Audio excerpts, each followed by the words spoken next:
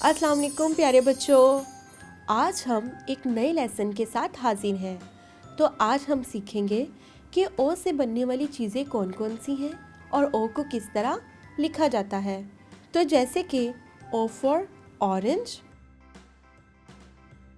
O for ox. अब हम practice करते हैं कि ओ को किस तरह लिखा जाता है। आपको पता है ओ को लिखना तो बहुत ही आसान है। तो चलें मेरे साथ इसकी प्रैक्टिस करें।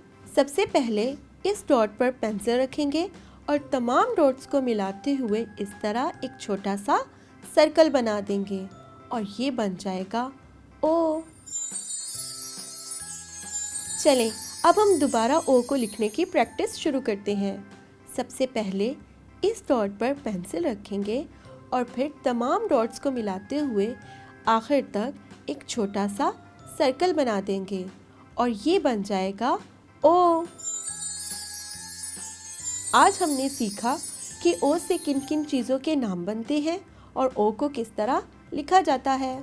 चलें अब अपनी किताबों पर इसकी प्रैक्टिस करें और फिर हम बहुत जल्द एक नए लेसन के साथ मिलेंगे। तब तक के लिए अल्लाह हाफ़िज़।